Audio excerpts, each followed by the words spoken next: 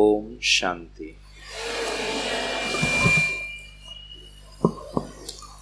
आप सभी बहुत प्यार से कहें ओम शांति। थोड़ा मुस्कुरा कर कहिए, खुशी से कहिए। बहुत अच्छा। आप सबसे मिलकर मुझे बहुत खुशी हो रहा है कि रविवार के शाम को, वैसे तो आज मनुष्य के पास समय नहीं है, सबसे कीमती चीज है वो है समय। पुणे तो मुंबई के नजदीक है, इसीलिए मैं बता रहा हूं।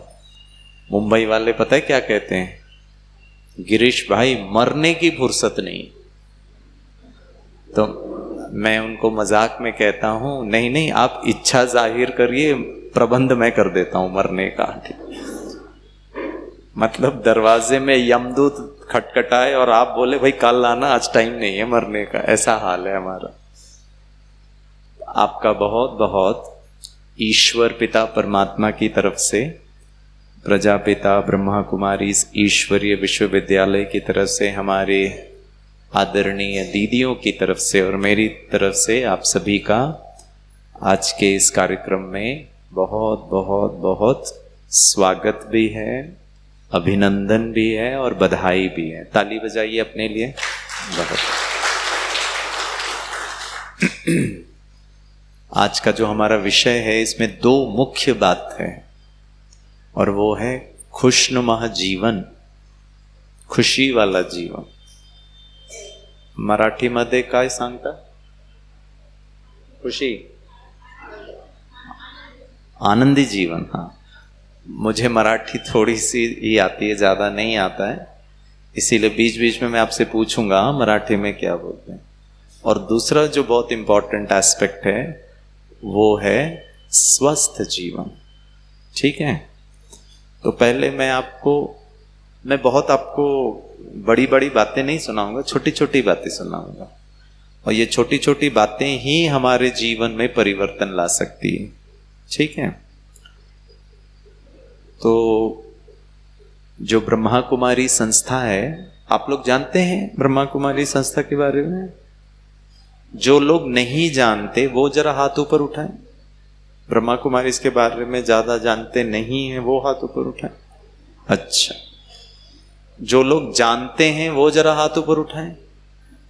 अच्छा, बहुत अच्छा, मुझे खुशी है कि आप लोग जानते हैं। लेकिन जो नहीं जानते हैं उनको मैं थोड़ा सा बता देता हूं। ये जो संस्था है प्रजापिता ब्रह्मा कुमारी ईश्वरीय विश्वविद्यालय, ये एक आध्यात्मिक संस्था है, धार्मिक संस्था नहीं है। धर्म में भेद है, बंटवारा है, मेरा धर्म, आपका धर्म, इनका धर्म, उनका धर्म, सब अलग अलग है। आध्यात्मिकता भेद नहीं क्रिएट करता है, आध्यात्मिकता सबको समान लेवल पर लाता है। ठीक है ना? तो कोई भेद नहीं है, पुरुष स्त्री, हिंदू मुसलमान ईसाई। ठीक है, कोरोना वायरस का कोई धर्म है? वो भेद नहीं करता है। ऐसा नहीं है कि भाई महाराष्ट्र में नो कोरोना और दिल्ली में ज्यादा कोरोना, ऐसा तो नहीं है। सब जगह पूरे विश्व में समान रूप से। अच्छा, गुस्से का कोई धर्म है? और हमने भगवान को, मेरा धर्म का भगवान, आपके धर्म का भगवान, इस स्टेट का भगवान, उस स्टेट का, सब में बंटवारा कर दिया। लेकिन बुरी चीजों का कोई भेद नहीं है। गुस्सा सबके अंदर है, दुख सब। माताएं, आप लोग रोते हो कभी कभी दुख से? हाँ, कितनी अच्छी माताएं, मुस्कुरा के बोले हाँ हाँ हाँ रोते हैं। मुस्कुरा के जवाब दे रहे। चलिए, आध्यात्म ये कहता है कि हमारे जीवन में दुख, अशांति, चिंता, भय, पीड़ा, दर्द, डर, अनिश्चितता, ये सब नहीं होना चाहिए। लेकिन मनुष्य को लगता है ये सब तो अगर मानव है तो फिर ये सब तो नेचुरल है, ये सब तो होगा ही। तो आध्यात्म का दो ही क्या कहूंगा लक्ष्य है। आध्यात्मिक जीवन का अर्थ वाइट ड्रेस पहनना नहीं है। कोई वाइट ड्रेस पहने वो आध्यात्मिक हो जाए ये जरूरी नहीं है। पता है क्यों? क्योंकि हमारे राजनेता भी वाइट ही पहनते, हाँ या ना? भले आपने रंगीन कपड़े पहने हैं लेकिन फिर भी आप हमसे ज्यादा आध्यात्मिक हो सकते हैं। कपड़ों से थोड़ी ना कोई ज्यादा आध्यात्मिक और कम आध्यात्मिक होता है, ठीक है ना? तो फिर आप पूछेंगे आप लोग सबने वाइट वाइट क्यों पहना है? आपका बच्चा स्कूल जाता है ना, तो स्कूल का यूनिफॉर्म पहनता है कि नहीं पहनता? डिसिप्लिन है ना। तो वैसे ही हमारा जो संस्था है वो एक विद्यालय है, प्रजापिता ब्रह्मा कुमारी ईश्वरीय विश्वविद्यालय, पूरे विश्व के लिए विद्यालय। यूनि माना वन, वर्ष एक, धरती एक, आकाश एक, दुनिया, और इसके अंदर हमने इतना बंटवारा कर दिया। तो हमारा भी विद्यालय, विद्यालय में हमारा यूनिफॉर्म सफेद कपड़ा है, ठीक है? इससे ज्यादा वैसे भी सफेद को पवित्रता की निशानी मानते।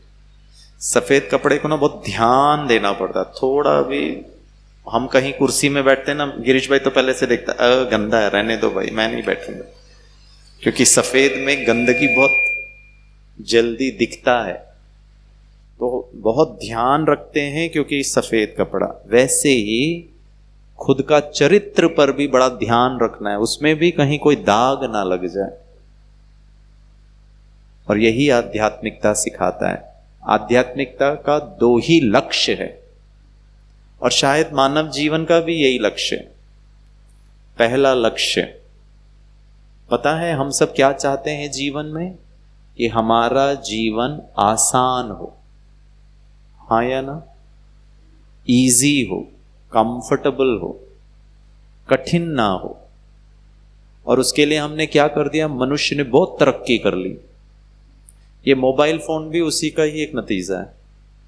मुझे याद आता है, आपको भी याद होगा, जब मोबाइल फोन नहीं था तो हमको टेलीफोन बूथ में लाइन लगा के इंतजार करना पड़ता था, भाई मेरा नंबर कब आएगा, मेरे को एसटीडी फोन लगाना है, वेट करो।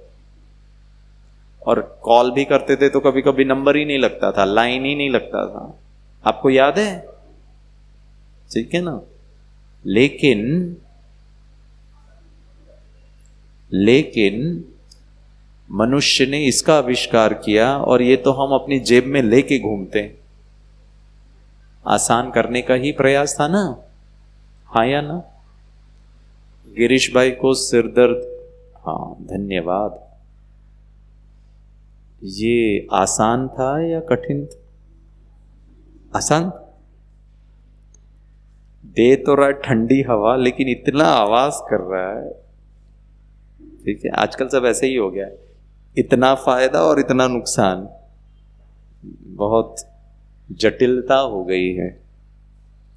तो गिरीश भाई को सुबह ना सिर दर्द कर रहा था, तो मैंने एक सिर दर्द की दवाई खा ली, आधा घंटे में सिर दर्द गायब। अरे कितना आसान हो गया। तो जो भी डॉक्टर हैं, जो भी कंपनी है जिन्होंने वो दवाई बनाई, उनका बहुत धन्यवाद। आसान हो गया ना? माइक ये नहीं होता था तो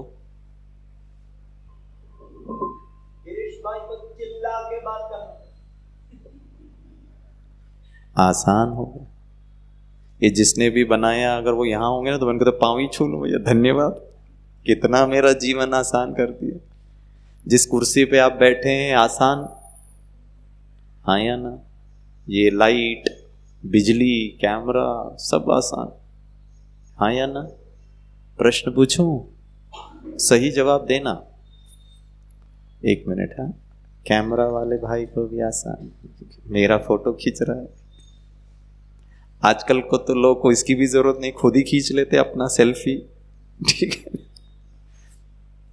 और पोस्ट करते रहते हैं व्हाट्सएप में और फेसबुक में। प्रश्न पूछूं, मानव जीवन, आप सच्चाई से जवाब देना सोच समझ के, हमारा जीवन आज आसान हुआ है या जटिल हो गया है? इजी है या कॉम्प्लिकेटेड है? कॉम्प्लिकेटेड है। तो कुछ तो कहीं गड़बड़ है। हमने कुर्सी भी बना लिया, सिरदर्द की दवाई भी बना लिया, बिजली भी बना लिया, कैमरा भी बना लिया, सब कर रहे हैं, लेकिन जीवन बड़ा। उदाहरण दूं, गिरीश भाई है ना, गर्भवती माताओं के लिए कार्यक्रम करता है गायनाकोलॉजिस्ट के साथ मिलके। तो जब एक माँ बच्चे को जन्म देती है ना, तो वो माँ में बहुत खुशी दिखता है। माँ को तो बड़ा खुशी होता है, बच्चे को अपने गोदी में उठा सकती है, बड़ा आनंद का संदर्भ होता है। और 15 साल के बाद यही माता जी 15 साल के 10वीं में पढ़ने वाले इस लड़के को मेरे पास ला करके कहती है, गिरीश भाई समझाओ इसको, पढ़ता नहीं है, मानता नहीं है, करता नहीं है, नालायक, नाक में दम कर रखा है। यो, जब जन्म दिया था तो क्या आनंद, और अब माताएं समझ रहे ना आप लोगों को टेंशन होता है? होता है। जिनको टेंशन होता है हाथ ऊपर उठाइए। तनाव टेंशन जिनको होता है हाथ ऊपर उठाइए। अच्छा, ये तो एकदम सन्यासी है, इनको कुछ होता है। साधु संत बैठे, सारा गड़बड़ यही लोग करते हैं। चलो ठीक है। दूसरा प्रश्न, जिनको टेंशन नहीं होता वो जरा हाथ ऊपर उठाएं।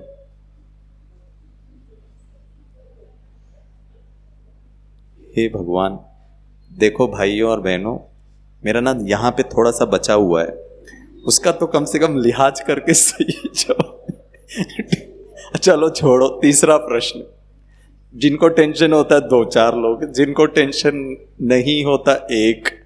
लास्ट सवाल, जिन्होंने अभी तक हाथ नहीं ऊपर उठाया है कृपया करके हाथ ऊपर उठाएं और प्लीज बताएं आप कौन से कैटेगरी में आते हो। टेंशन होता है, टेंशन नहीं होता। तो ये तीसरा कैटेगरी कौन सा है पता है? एक बार मैं क्लास कर रहा था तो एक भाई साहब ने जवाब दिया, बोला गिरीश भाई ये तीसरी कैटेगरी उन महान लोगों का है जिनको हाथ ऊपर उठाने में ही टेंशन हो रहा है। अरे काय को परेशान कर रहे हो? जिंदगी का टेंशन छोड़ो, हमको तो यहीं हाथ ऊपर उठा, ऐसा मुझे लग रहा है। ठीक है ना? चलिए, टेंशन का कारण क्या है? टेंशन का कारण, टेंशन होता है। ये बच्चे लोग है ना बड़े होशियार हैं, ये है ना इनको टेंशन होता नहीं है, ये देते हैं। ठीक है? बच्चे है ना देने में एक्सपर्ट है। मम्मी बोलती पढ़ तो छोटू कहते पढ़ तो रहा हूं। लेकिन इसके पढ़ने के भाव को देखकर मम्मी को टेंशन, क्या करेगा तू? हाँ तो कर तो रहा हूं। अरे ऐसे थोड़ी ना करना चाहिए। बच्चे के हाव भाव से मम्मी को टेंशन हो जाता है, माता पिता को टेंशन है, क्योंकि बच्चे को कोई जिम्मेवारी नहीं पढ़ाई वढ़ाई का, वो मस्त अपने में आनंदित, और माता पिता बड़े परेशान। ऐसे ही है ना आजकल ना। तो अगर ये सब होगा तो ये खुशनुमा जीवन भी नहीं रहेगा और स्वास्थ्य तो बिल्कुल भी नहीं रहेगा।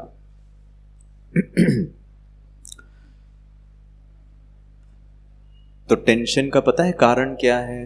दुख का कारण क्या है? पहला, हमको टेंशन इसीलिए होता है क्योंकि हमारे पास हमारे जीवन में थोड़ा आर्थिक समस्या है, पैसों का थोड़ा सा। हमको बहुत पैसा नहीं चाहिए, मुकेश अंबानी जितना नहीं चाहिए, लेकिन जीवन को आसान रीति से। अब वो आसान रीति से चलाने के लिए भी जब पैसे ऊपर नीचे हो जाते हैं तो फिर बहुत टेंशन हो जाता है। हाँ या ना? अब बच्चे को मान लो कोई स्कूल में भर्ती कराना, उस आजकल फीस ही कितना महंगा है, महंगाई कितना है। और हमारे बैंक में तो इतना पैसा तो है नहीं कि बस चलो जितनी भी महंगाई होती जाए हम खर्चा करते जाएं। फिर माता पिता को सोचना पड़ता है, अब इतना हमने कमाया है, अब ये भी खर्चा कैसे चलेगा। ऐसे ही है ना। तो जब पैसों का कुछ ऊपर नीचे होता है तो हमको टेंशन हो जाता है। दूसरा टेंशन का कारण वो है हमारे संबंध, पति पत्नी का संबंध में खींचातान होती, हाँ या ना। और दूसरा, प्लीज बुरा मत मानिएगा, क्योंकि सास भी कभी बहू थी। जब मैं सास के बारे में सोचता हूं ना, मेरी सांस ही चढ़ जाती। सास और वो वाली सांस, मतलब जरूरी नहीं है सिर्फ सास ही कभी बहू थी, बहू भी कभी कभी टेंशन दे देती है, ठीक है ना। तो हमारे जो संबंध है ना उसमें बड़ी खींचातान होती है। और पता है संबंधों में भी खींचातान क्यों होती है, क्यों होती है? और उसका भी पीछे कारण है जिसको हम कहते अपेक्षाएं, एक्सपेक्टेशन। वो माताओं की भाषा में बोलूं, जैसा मैं चाहती हूं वैसा तो तुम करते। नहीं, आपके बारे में नहीं कह रहा हूं, मुंबई की माताओं के बारे में कह रहा हूं। पुणे की माताएं तो, फुरसुंगी की माताएं तो बहुत अच्छी, भाई लोग तो दूध के धुले हुए, इनको तो कोई प्रॉब्लम ही नहीं है। भाइयों में भी अहंकार, जैसे मैंने कहा वैसे ही करो, और अगर नहीं किया तो फिर तो ये तो भड़क जाते हैं भाई। हाँ या ना? सही कह रहा हूं ना? कुछ गलत कह रहा हूं तो बताना। नहीं नहीं, ऐसा नहीं होता हमारे यहाँ पे। तो जितना हमारे अंदर दूसरे किसी से अपेक्षा की भावना है और सामने वाला हमारी अपेक्षा के अनुसार कार्य नहीं करता है तो हमको गुस्सा आ जाता है, बड़ा टेंशन आ जाता है। यस और नो? तीसरा कारण टेंशन का, ये बड़ा ही इंटरेस्टिंग है, और तीसरा कारण है ये बच्चे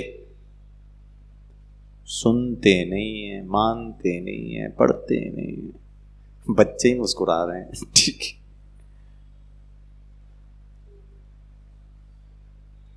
एक बार मैं ऐसे ही क्लास करा रहा था तो मैंने पूछा बोलो टेंशन का कारण क्या? तो एक माताजी ने कहा बच्चे। तो उनके बाजू में एक और माताजी बैठी थी, उन्होंने कहा गिरीश भाई ये माताजी है ना झांसी की रानी है। मैंने कहा क्यों? बोला इन्होंने पहला टेंशन पैदा किया, रुकी नहीं, दूसरा भी पैदा किया। मतलब दूसरा बच्चा, एक को हैंडल कर करके परेशान है लेकिन एक और। प्रश्न पूछूं, सासू मां टेंशन का कारण, बच्चे टेंशन का कारण। हम इतने गिर चुके हैं ना कि हम एक मानव जीवन को अपने टेंशन का कारण बता रहे। कोई भी धर्मशास्त्र आप उठा के पढ़ लीजिए, कहीं नहीं लिखा है पत्नी पति टेंशन का कारण। लेकिन आज हमको वैसा अनुभव हो रहा है, इनको संभालने में इतना तकलीफ है। टेंशन का चौथा कारण हमारा कार्य, बिजनेस, नौकरी, घर का काम, सुबह से शाम तक बस करते रहो।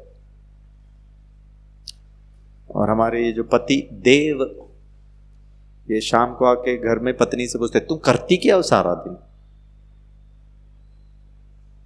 काम तो है नहीं आपको, हम तो ही सारा काम करते ना, करती क्या हो? तो एक दिन पत्नी पता है क्या करती? कुछ नहीं करती। शाम को पति आता है, देखता है पूरा घर बिखरा पड़ा और मैडम कुर्सी में मस्त पांव पे पांव लगा के पॉपकॉर्न खा के टीवी देख रही है। पति घबरा जाता है, तो वो पत्नी को पूछता क्या हुआ तुमको? कुछ नहीं, टीवी देख रही हूं। वो सीधे किचन में जाता है तो पूरे बर्तन वैसे के वैसे ही पड़े। वो भाग कर आता है, पत्नी को पूछता है क्या हुआ, तबीयत ठीक है क्या? नहीं सब ठीक है, बस टीवी देख रही हूँ।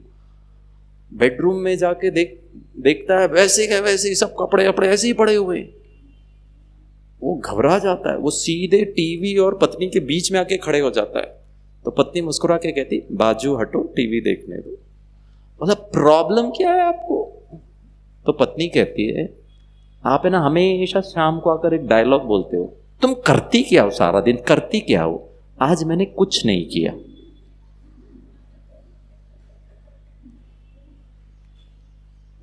एक बार ताली तो बजाइए। किसके लिए ताली बजाया? अपने लिए बजाया या पति के लिए बजाया? दोनों के लिए? हाँ तो ठीक है। तो हम जो कार्य करते हैं ना, वो सब टेंशन का कार्य। सुबह सुबह बच्चों को तैयार करके स्कूल भेजना रामायण महाभारत से कम नहीं। नहीं, आप लोगों के बारे में नहीं कह रहा हूं, मैं तो मुंबई के घर वालों के बारे में कह रहा हूं। ठीक है ना? इनको तैयार उठाओ तो पहले उठते ही नहीं है सुबह, इतना टेंशन का कार्य है। ठीक है, तो चौथा है हमारा कार्य। पांचवा टेंशन का कारण है स्वास्थ्य, उसके बारे में हम चर्चा करेंगे। अभी कोविड में तो कितना टेंशन हो गया था, घर में किसी को अगर कोविड हो गया, उसको भर्ती कर दिया तो बड़ा बेचैनी होती, पता नहीं क्या होगा क्या होगा, कुछ पता ही नहीं क्या चल रहा है। तो स्वास्थ्य के कारण भी हमको टेंशन हो जाता है। ठीक है। सातवां कारण टेंशन का हमारी अपनी इच्छाएं होती है, परिवार को लेके, घर को लेके, स्वयं को लेकर के, और हम इतना मेहनत करके भी वो जब पूर्ण नहीं होता है तो हमको टेंशन हो। हम चाहते हैं कि हमारा अच्छा बड़ा घर हो, लोन मिले, हमारे माता पिता बड़े स्वस्थ रहें, बच्चा इंजीनियर बन जाए, सेटल हो जाए, बच्ची की शादी हो जाए। मेहनत कर रहे हैं, लेकिन जब ये सब होता नहीं है और डिले होता जा रहा है और पता नहीं कब होगा ये सब, तो बड़ा टेंशन का क्या करे क्या करे। हाँ या ना? हर व्यक्ति चाहता है अपना खुद का घर हो, बच्चे सेटल हो जाए, बच्चों की शादी हो जाए, हो ही नहीं रही है, कोशिश पे कोशिश कर रहे हैं तो बड़ा बेचैनी हो जाता है। ठीक है। और लास्ट कारण, आठवां कारण, हमको टेंशन इसीलिए होता है क्योंकि मेरे पास वक्त नहीं है। जैसे मैंने पहले कहा, टू मच टू डू। कितना करे गिरीश भाई, घर परिवार बच्चे में वो। और पता है हमारी दीदियां आप लोगों को क्या कहती है? थोड़ा सा समय निकालो और मेडिटेशन सीखो। कहाँ भाई, घर से फुर्सत मिले? सुबह बच्चे, शाम को ये, फिर खाना भी बनाओ, नाश्ता भी बनाओ, ऑफिस भी जाओ, समय कहाँ है इन सब चीज़ों के? ऐसे ही है ना? तो बहुत ध्यान से इस बात पर अटेंशन दीजिए कि ये जो खुशी और स्वस्थ का आधार क्या, तो जितने भी कारण मैंने आपको बताए ना टेंशन के, ये सब हमारे जीवन का टेंशन का कारण नहीं है। ये सब सत्य है, वास्तविकता है। क्या है कि मेरा मेरी पत्नी के साथ जमता नहीं है। क्या सत्य है? मेरी माँ को कैंसर है। क्या सत्य है कि मुझे ही पीठ दर्द की समस्या है, 15 साल हो गए। क्या सत्य है कि बच्चे पढ़ते नहीं है। क्या सत्य है मैं मेहनत कर रहा हूं, प्रमोशन ही नहीं हो रहा है, पैसे ही नहीं बढ़ा रहे मालिक। क्या सत्य है कोविड है। क्या सत्य है बारिश ही नहीं हो रही है खेत में। सब सत्य ही है ना? हाँ या ना?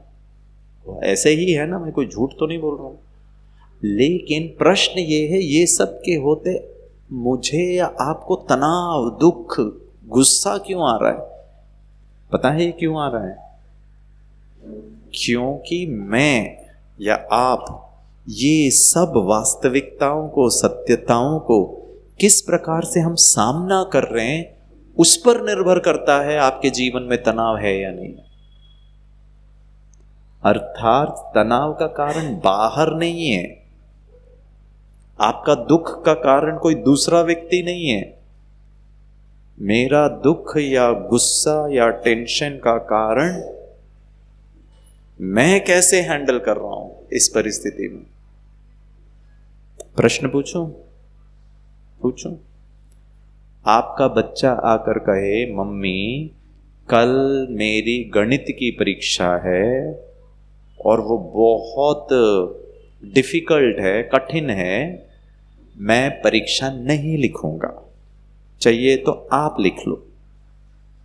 आप लिख सकते हो उसकी परीक्षा? नहीं। आप बच्चे को क्या समझाओगे?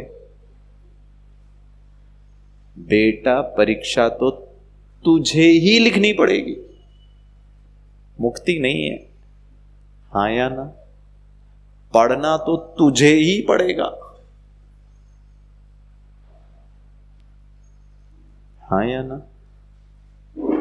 जब तुझे ही लिखना है, तुझे ही पढ़ना है, तुझे ही कल जाकर परीक्षा में लिखना है, तो दो ही चॉइस है आपके पास।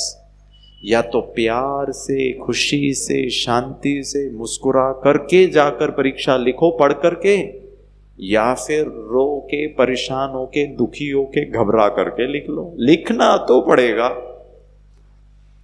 हाँ या ना? दोस्तों मैं प्रश्न पूछूंगा, जीना तो, आगे बोलिए, थोड़ा जोर से बोलिए, इतने दुखी होके बोल रहे हो, थोड़ा खुशी से बोलिए।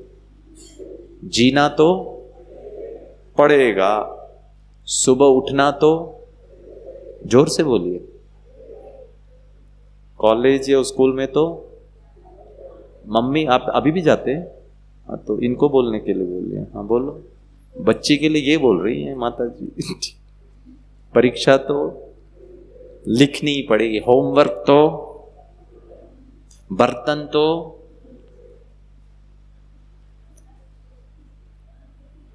वो छोटी बहू कुछ करती नहीं है तो भी सासू मां मेरे पीछे ही लगी है, तो भी बर्तन तो। जब ये सब करना ही पड़ेगा तो दोस्तों आपके पास सिर्फ दो ही चॉइस है, या तो मर मर के बर्तन धो लो, परेशान होकर, दुखी होकर, घबरा करके, इरिटेट होकर, फ्रस्ट्रेट होकर कर लो, या दूसरा ऑप्शन है खुशी से, प्यार से, आनंद से। हो सकता है। लेकिन जब हम समझते सामने वाला मेरे जीवन का सुख और शांति या दुख और अशांति का आधार सामने वाले के ऊपर है, इसका मतलब पता है क्या है? आपने अपने जीवन का खुशी का रिमोट कंट्रोल उसको दे दिया। रिमोट कंट्रोल से एक बात याद आती है, अभी तो चलो इतना नहीं होता है, हमारे जमाने में पता है, जो घर में जो बड़ी बेटी है ना, वो कॉलेज से आती है, ठीक है, फिर एक छोटा उसका भाई भी है। छोटा भाई जैसे स्कूल से आता है, ये वाला जूता इधर, ये वाला जूता इधर, पैंट इधर, शर्ट इधर, बचे कुचे ड्रेस में। छोटा भीम, छोटा भीम अच्छा लगता है? हेलो, छोटा भीम अच्छा लगता है? नहीं, कार्टून नेटवर्क, हाँ हो ठीक है। हाँ, अब इन्होंने चालू कर दिया छोटा भीम या कार्टून नेटवर्क। मम्मी आधा घंटे से बोल रही, हेलो, हाथ पैर मुंह धो करके, खाना खा करके फिर टीवी देख ले। इनको तो सुनाई ही नहीं देता, ये तो टीवी के अंदर घुसे हुए हैं। बच्चे टीवी ऐसे ही देखते हैं। तो मम्मी ने बड़ी वाली दीदी को कहा, अरे उसको समझाना, कितना देर से देखा है। दीदी आई, एक लगाया खींच के, जा, कितना देर से, सुना ही नहीं दे रहा क्या? मम्मी कितना देर से बोल रही। झापड़ खा के छोटू खिसकता है वहां से, ठीक है, छोटू तो गया हाथ पैर मुंह धोने के लिए। दीदी ने पता है क्या किया? तुरंत चैनल चेंज, और उसने अपना देखना शुरू कर दिया।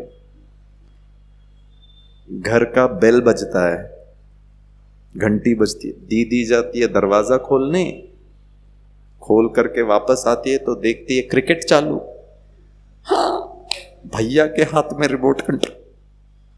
तो दीदी कहती, अरे मैं अपना वो सीरियल देख रही थी ना। भैया कहता, इतना घटिया सीरियल है तुम लोगों का आजकल, उससे तो अच्छा क्रिकेट ही है।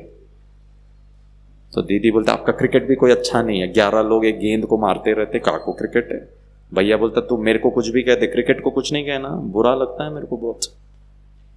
भैया का मोबाइल फोन बजता है ऊपर कमरे में, और भैया भागता है, किसी को हाथ लगाने नहीं देता है मोबाइल, क्योंकि अगर मम्मी के हाथ लग गया तो पोल खुल जाएगी, उसमें बहुत सीक्रेट है। भागता है मोबाइल को देखने के लिए। जब देख करके वापस आता है तो देखता है जी न्यूज चालू हो गया है, समाचार। किसके हाथ में आ गया मोबाइल, सॉरी रिमोट कंट्रोल? पापा के हाथ में। ये माता जी को सब पता है, ठीक है। तो बेटा बोलता पापा वो जरा मेरे को स्कोर देख रहा था, पापा बोलता इधर आ, पढ़ाई करता है क्या तू, सारा दिन क्रिकेट देख रहा भेजा। आजकल उस जमाने की बात बता रहा हूं, आजकल तो इतना नहीं देखते। उस जमाने में पता है लोग क्या करते थे, बाथरूम भी जाना होगा ना तो रिमोट कंट्रोल लेके जाते थे नहीं तो चैनल चेंज हो जाएगा। प्रश्न पूछूं, आपके खुशी का चैनल का रिमोट कंट्रोल आपके हाथ में होना चाहिए या किसी और के हाथ में होना चाहिए? अब उन्होंने दुख वाला बटन दबाया और आप दुखी, और जब तक वो खुशी का बटन नहीं दबाएंगे आपकी खुशी आएगी ही नहीं। मेरे जीवन में खुशी का कारण मैं होना चाहिए या कोई दूसरा व्यक्ति? मैं होना चाहिए ना। आध्यात्म हमको ये बताता है कि हमको किस प्रकार से शक्तिशाली बनना है। रोना नहीं है दूसरे की वजह से, अर्थात जवाब देना जोर से, मेरे जीवन में मेरा दुख का, टेंशन का, गुस्से का कारण कौन? हाँ जी, कौन? कौन?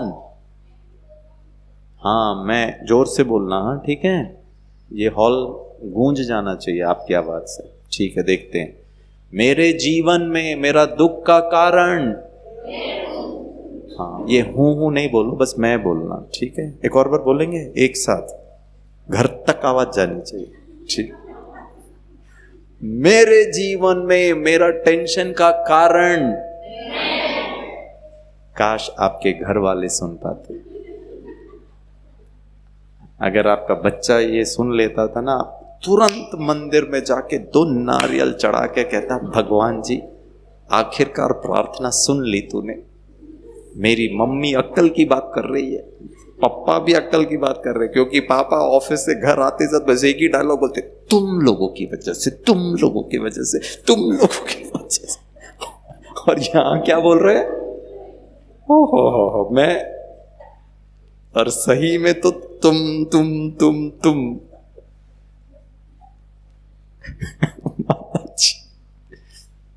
हिस्सा में ना बहुत गड़बड़ है दोस्तों। हमको ही नहीं पता हमारा जीवन में सुख और दुख किस पर निर्भर करता है। और मनुष्य पता है इतनी हालत गंभीर हो गई, वो तुम तो छोड़ो भगवान को भी सुना तेरी वजह से। वो भगवान बोलते मैंने क्या किया। पता है हम भगवान को बहुत अच्छी तरह गाली देते हैं, दोष देते हैं। पता है उसको क्यों देते हैं? क्योंकि वो रिटर्न में कुछ बोलता ही नहीं है। बोलते रहो भैया। इंसानों को 1 बार 2 बार 3 बार 10 बार बोलेंगे ना, एक बार तो वो भी उल्टा 2 जवाब दे देगा। मूर्ति तू कंप्लेन करते रहे, मैं तो शांत। तो दोस्तों जवाब दीजिए, सुधरना किसको है? सुधरना किसको है? और हम सुधार किसमें चाहते हैं? दूसरों में। आध्यात्म का पहला नियम या सिद्धांत पता है क्या है? यहां से शुरुआत होती है। धर्म का मुझे नहीं पता, आध्यात्मिक जीवन का आधार है मैं अपनी कमी कमजोरी को कम करूंगा, अपने में सुधार लाऊंगा। अपने में सुधार लाने का अर्थ है आध्यात्म का दूसरा लक्ष्य। पहला लक्ष्य है आसान। किसी ने आपको 2 उल्टी से उल्टी बात सुना दी, वो सुन करके हमको दुख होता है, रोना आता है, इंसल्टेड फील होता है। तो कॉम्प्लिकेटेड हुए या आसान हुए?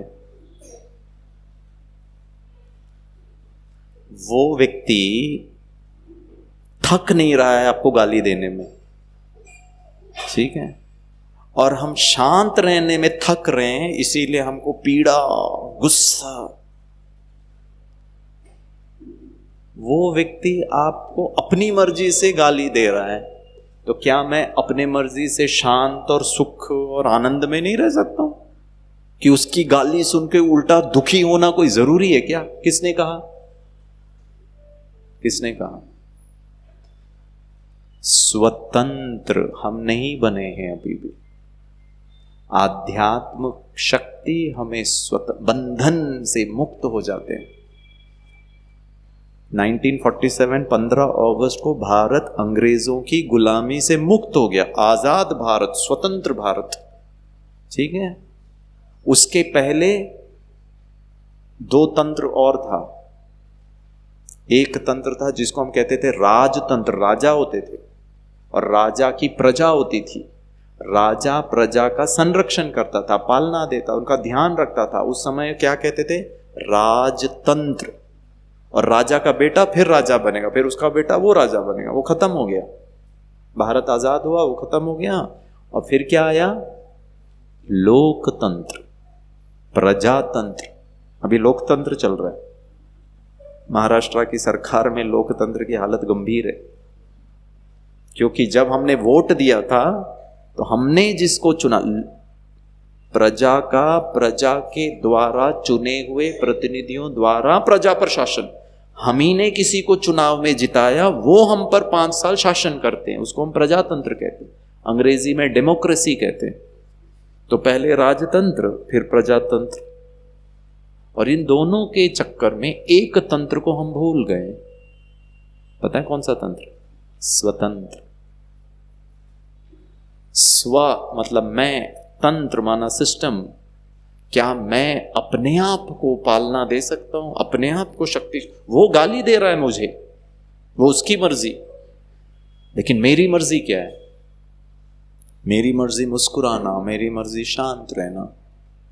हो सकता है? और मेरा एक छोटा सा निवेदन है, हमारे ये जो बच्चे हैं ना, छोटे छोटे, आपके घर में बच्चे होंगे, बड़े भी हो सकते हैं, कृपया करके उनको ये सिखाइए।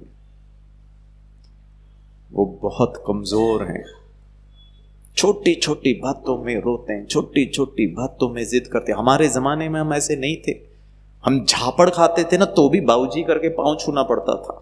आज आप 2 लगाओ, 2 दिन तक बात नहीं करोगे, खाना नहीं खा, और मम्मी को, क्योंकि वो खाना नहीं खा रही है, मम्मी को टेंशन। इतना मूड ऑफ होता है आजकल बच्चों का, इतने सेंसिटिव हैं। हाँ या ना? पता है मैं क्या चाहता हूं? और यही आध्यात्मिक, क्या कहूंगा, जीवन को दर्शाता है। इसके लिए आपको आध्यात्मिक मां बनना पड़ेगा, आपको आध्यात्मिक बाबूजी बनना पड़ेगा। और क्या है आध्यात्मिक पिता या आध्यात्मिक माता? एक तो आसान और दूसरा अच्छा। अच्छा माना कैसी भी परिस्थिति में मेरी मन की अवस्था क्या है और उसका नियंत्रण, उसका कंट्रोल मेरे हाथ में ही है। अर्थात आपका बच्चा, अगर आपका बच्चा ऐसा कर सकता है तो आप आध्यात्मिक माता हैं, आप आध्यात्मिक पिता हैं, 100%। आपका बच्चा 10वीं का रिजल्ट देख के घर आवे, आप इंतजार कर रहे हैं बच्चे का क्या होगा, और दरवाजा उसने खटखटाया, आपने दरवाजा खोला और आपने देखा बच्चा खड़ा है। और पता है क्या देखा? बच्चे की आंखों में चमक, चेहरा मुस्कुरा रहा है, बॉडी लैंग्वेज बहुत पॉजिटिव है, खुश है, एकदम उमंग उत्साह से भरा। ये देखते ही साथ हमें क्या पता चलता है? समाचार टॉप किया होगा पूरे पुणे डिस्ट्रिक्ट में, तभी इतना खुश है। और माता पिता बड़े उत्सुकता से पूछते हैं, बोल बेटा, बेटा बेटी जो भी हो, बोल बच्चे क्या समाचार है, गुड न्यूज बताओ।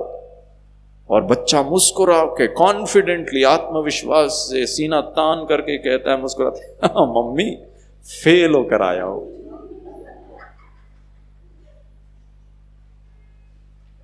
कमाल है। भाइयों और बहनों, प्रश्न पूछूं? परीक्षा में फेल होना और चेहरे की मुस्कुराहट, परीक्षा में फेल होना और आंखों में चमक, परीक्षा में फेल होना और खुश, ये दोनों जो इक्वेशन है ना, ये दोनों का जो साथपन है ना, ये हमारे गले से नीचे नहीं उतरता। पता है हमारे लिए नेचुरल क्या है? फेल होकर मुंह लटकाना, उदास होना, घबराना, रोना। अगर बच्चा ये करे तो नॉर्मल है। आध्यात्मिक मां अर्थात आध्यात्मिक बेटा। भारत में 2 प्रकार की मां होती है। मां, एक माँ, बहुत ध्यान से सुनिएगा, और यहीं हम गड़बड़ कर जाते हैं। एक माँ जो बच्चे को जन्म देती है और एक माँ जो बच्चे को जीवन देती है। जन्म और जीवन में बहुत अंतर है। जन्म के टाइम पर पता है आपकी gynaecologist folic acid, iron tablet, calcium tablet, ये खाओ, वो खाओ, ये खाओ। एक भी गायनेकोलॉजिस्ट आपको खुशी की टैबलेट, शांति का टैबलेट, ये आपका प्रॉब्लम है, आप ही खाओ भैया, हमारे पास देने के लिए खुशी की टैबलेट है ही नहीं। अगर अभिमन्यु मां के गर्भ में रह करके चक्रव्यूह भेदना समझ सकता है, अर्जुन सिर्फ सुभद्रा को बता रहा था चक्रव्यूह में ये करूंगा, और सुभद्रा सिर्फ सुन रही थी, और छोटू को प्रोग्रामिंग हो गया। छोटू को, अर्जुन पिता ने अभिमन्यु को कभी शिक्षा नहीं दी चक्रव्यूह भेदने की, लेकिन मां के गर्भ में उसने सब समझ लिया। अर्थात मां जो सुनती है, जो देखती है, जो समझती है, जो महसूस करती है, वो सब बच्चे को प्रोग्रामिंग हो जाता है। और आजकल की हमारी पढ़ी लिखी गर्भवती माता पता क्या करती है गर्भ धारण करके? क्योंकि सास भी कभी बहू थी। ये जा रहा है अंदर चक्रव्यूह, और जन्म के बाद मम्मी परेशान, एक जगह शांति से ना बैठी हो, धूम धाम धम मचा रहा। जो मां सोचेगी, अनुभव करेगी, वो 9 महीने। हमने रिसर्च किया, 10 साल, इतने वंडरफुल रिजल्ट आए ना। बच्चा पैदा होने के बाद मां कहती है रोता ही नहीं है, इतना समझदार, क्योंकि मां रोई नहीं 9 महीने। सासू मां वहां जी कर रही है, हमारी बहू उसको गाली देने का संस्कार, और मैं क्या कर सकती हूं? हाँ, अपना जीवन का रिमोट कंट्रोल ऐसे लेना, अपने आप लगाना, और मुस्कुराहट का चैनल। स्वतंत्र हूं भैया, इंडिपेंडेंट, स्वतंत्र माना स्वयं का तंत्र, कुछ भी हो जाए, कुछ भी माना कुछ भी, खुश रहूंगा, ये मेरा अधिकार है, ये मेरा स्वतंत्र निर्णय। आध्यात्म हमको ऐसी शक्ति देता है। और पता है आपका बच्चा क्या बोले? कहानी वो वाली खत्म नहीं हुई, अब है कमाल की बात। और आप आश्चर्य से फेल हुआ और मुस्कुरा रहा है, और आपका बच्चा कहे पापा फेल होकर आया हूं, ये तो सत्य है, सुसाइड नहीं करूंगा, डिप्रेशन में नहीं जाऊंगा, अल्लाह ताला परवरदिगार खुदा दोस्त गाली नहीं दूंगा भगवान को, अपनी किस्मत को रोऊंगा नहीं, टीचर को, महाराष्ट्र बोर्ड को गाली नहीं दूंगा, जिस साथी को मैंने पढ़ाया, उसको मैंने नोट्स दिया, वो पास हो गया और मैं फेल हो गया, रोऊंगा नहीं। अगले साल 365 दिन वापस उसी कक्षा में जूनियर्स के साथ बैठकर पढ़ाई करने में मुंह लटकाऊंगा नहीं, इंसल्टेड फील नहीं करूंगा, सीना तान करके वापस 365 दिन वही सब्जेक्ट जो मैंने एक बार पढ़ लिया वही पढ़ूंगा। और पापा आपके खानदान में आपसे कोई पूछे ना आपके छोटे बेटे की क्या रिजल्ट आई है, तो आपसे अनुरोध है प्लीज बुरा मत फील करना, क्योंकि आपकी तो नाक कट रही होगी किसी को बताते हुए कि मेरा बेटा फेल हो गया। प्लीज आप कष्ट मत उठाना, मेरा फोन नंबर दे देना रिश्तेदारों को, मैं फोन करके बता दूंगा मैं फेल हो गया हूं, आपको कोई कष्ट लेने की जरूरत। और पापा लास्ट बात, आज है ना मेरी तरफ से पार्टी, बाहर जाकर खाना खाएंगे। अब ये तो हद हो गई, एक तो फेल होकर आया है, ऊपर से मुझे ज्ञान सुना रहा और पार्टी भी दे रहा, किस खुशी में? पार्टी इसीलिए दे रहा हूं, अभी पार्टी मनाएंगे, घटना 1 साल के बाद घटेगी। कौन सी घटना? अगले साल 10वीं बोर्ड में पूरे डिस्ट्रिक्ट में नंबर 1 आकर बताऊंगा।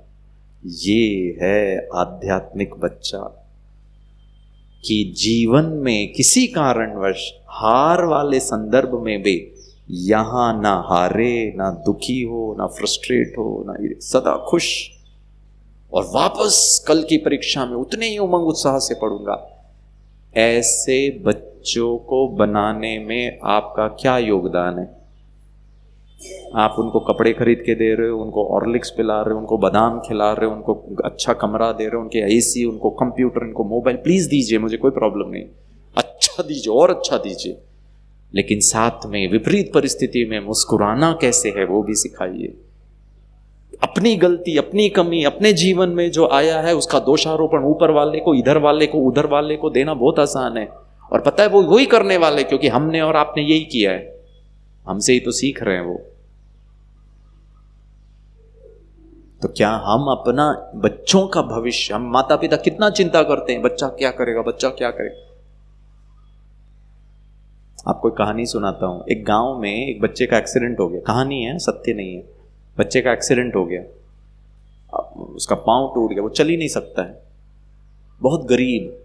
तो गांव वालों को उस बच्चे पे बहुत तरस आई। उन्होंने सरपंच को जाके कहा, सरपंच जी ये बच्चे के लिए कुछ कर सकते हैं क्या? तो सरपंच जी ने बोला बताइए क्या करना है। सबको बुलाता है, बोला क्या करेंगे? बोले एक काम करता हूँ, मैं डॉक्टर से मिल के आता हूँ, फिर देखते हैं। वो शहर में जाता है, डॉक्टर को मिल के आता है, बोला ऑपरेशन तो कर सकते, बच्चा ठीक हो जाएगा, लेकिन खर्चा लगेगा 20-25 हज़ार रुपए। तो गांव वाले कहते हैं हम देंगे। सब ने अपना अपना थोड़ा थोड़ा थोड़ा थोड़ा सब देकर, सरपंच जी पूरा पैसा लेकर बच्चे को भी लेकर जाकर इलाज करवाते हैं। इलाज भी हो जाता, ऑपरेशन भी ठीक भी हो जाता, चलने भी लगता है। गांव वाले बड़े खुश, हमने किसी बच्चे को चलना सिखाया, किसी का जीवन बना दिया, नहीं तो अपाहिज हो जाता था। कई साल बीत गए, सरपंच जी बूढ़े हो गए। कई वर्षों के बाद सरपंच जी अचानक वही गांव वालों को बुलाता है, इकट्ठा करवाता है और उनको याद दिलाता, आपको याद है कई वर्ष पहले एक बच्चे का एक्सीडेंट हुआ था, आप लोगों ने धन इकट्ठा किया था, दान दिया था और मैंने बच्चे को ऑपरेशन कराया था। बोला हाँ सरपंच जी हमें तो याद है। तो सरपंच उन गांव वालों से पूछता है आपको पता है वो बच्चा क्या कर रहा है? तो गांव वाले कहते हैं हमें तो नहीं पता, वो तो गांव छोड़ के बहुत साल हो गए। बोला अंदाज लगाइए। तो गांव वाले कहते हैं वो बहुत बड़ा डॉक्टर बन गया होगा और फ्री में सबकी इलाज कर रहा होगा, जैसे हमने उसका मदद की वैसे वो दूसरों की मदद कर रहा होगा। सरपंच जी ने कहा नहीं। उन्होंने कहा फिर हो सकता है वो बहुत अच्छे समाज सेवक बन गए होंगे, समाज की सेवा कर रहे होंगे, उनको याद होगा हमने कैसे उनकी मदद की, वैसे कुछ करो। सरपंच जी ने कहा नहीं। खूब सारी बातें बताई गांव वालों ने, सरपंच जी ना ना ना करते रहे। तो गांव वाले ने कहा आप ही बता दो क्या कर रहा है? तो सरपंच जी कहते हैं वो है ना काल कोठरी में बंद है, जेल में बंद है। गांव वालों को बड़ा आश्चर्य होता है। और सरपंच जी पता क्या कहते हैं, वो जेल में बंद क्यों है पता है? आप लोगों की वजह से। अरे ये तो कमाल है, एक तो हमने मदद की, उस समय आपने कहा तो हमने धन का दान दिया, आप उसको ऑपरेशन करा के लाए, उसका इलाज करवाया, अब वो जेल में बंद है उसका भी दोष हमारा ही। एक तो मदद करो ऊपर से फिर ये भी सुनो, ऐसे कैसे आप सरपंच जी कह सकते हो? हमारा क्या दोष है इसमें? बहुत ध्यान से सुनिएगा, यही डिफरेंस है आध्यात्मिकता का और जो आज इस समाज में चल रहा है। सरपंच जी ने कहा आज से 15-20 साल पहले हमने एक बच्चे को चलने सिखाया या चलने में मदद की। We taught the child how to walk, क्योंकि टूट चुका था ना, वो चल नहीं सकता था, कैसे चलना वो सिखाया। लेकिन हमने उसको ये नहीं सिखाया कहाँ को चलना है, किस दिशा में चलना है, अच्छाई के मार्ग में या बुराई के मार्ग में। पांव तो ठीक कर दिया, दिमाग के लिए बादाम, दिमाग के लिए हॉर्लिक्स, लेकिन यही दिमाग खुरापाती या फिर अच्छाई, इसके लिए हमारे पास कोई खाना पीना है और उसका आधार है हम माता पिता अच्छे संस्कारों वाले बने। हमको देखकर हमारे बच्चे सीखने चाहिए। माँ है ना रोती नहीं है, घबराती नहीं है, झूठ नहीं बोलती, सदा मुस्कुराती, मेरे को इनके जैसे बनना है। और पता है आज का जमाने का हाल क्या है? हमारे घर में हमारे बच्चों का, जो बड़े बच्चे हैं ना 10वीं 11वीं 12वीं और बच्चे हैं, ऐसे घरों में, जिन घरों में ऐसे बच्चे हैं, ऐसे घरों में ऐसे बच्चों का दुश्मन नंबर 1 बताइए कौन है? हाँ जी बताइए कौन है दुश्मन? बड़े बच्चों का दुश्मन कौन है? जोर से बोलिए। हाँ ऐसे दबी दबी सुर में बोली माँ। अच्छी तरह बोलिए। माता और बाबूजी लोग आप बड़े खुश मत होइए, नंबर 2 आप हो। और ये गिरीश भाई, मैं टीचर रहा हूं, मैं भी कोई दूध का धुला नहीं हूं, मैं दुश्मन नंबर 3 टीचर। वास्तविकता बताऊं, ये मां 9 महीने अपने कोख में उस बच्चे को रखती है। वो डिलीवरी का दर्द हम पुरुष तो कभी समझ नहीं सकते हैं। इतना दर्द, रात भर नहीं सोती है जब छोटू बीमार रहता है, इतना त्याग का जीवन। ये बाबूजी पिछले 2 दिवाली में अपने लिए नया ड्रेस नहीं खरीदा होगा, इसको कोटा में भेजूं 2 लाख रुपए ताकि ये इंजीनियरिंग की पढ़ाई पढ़ ले, उसके लिए पैसा बचा रहा है। अपनी खुशी को त्याग, खुद साइकिल में अभी भी जा रहा है लेकिन बच्चे को मोटरसाइकिल खरीद के देता है, जा पढ़ाई कर। ऐसे बाबूजी और ऐसी माताएं हैं हमारे। और ऐसा टीचर जो चिल्ला चिल्ला कर उसको सिखाता है, बच्चे 1 साल टीवी बंद कर ले, टीवी मत देख, पढ़ाई कर ले, फिर जिंदगी में कुछ बन जाएगा ना तो जितने कमरे हैं ना उतनी टीवी लगा देना तू। लेकिन इस माता के लिए, इस बाबूजी के लिए और इस टीचर के लिए उसके मन में कोई सम्मान नहीं है। वो तो अपनी मर्जी का मालिक है। उसका दोस्त उसको शराब पिलाए चलता है, सिनेमा जाके देखे चलता है, और ये माँ उसको कहेगी ना बेटा मत पढ़, मत देख, थोड़ा पढ़ाई कर ले, वो सुनता नहीं है। ऐसे कैसे हो सकता है दोस्तों? जन्म आपने दिया, खर्चा आप कर रहे हो, लेकिन सुनता वो दोस्त की है। मेरे जीवन में मेरा दुख का कारण, जोर से बोलिए।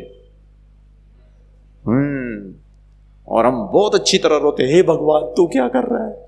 भगवान ने बोला तुमने पैदा किया।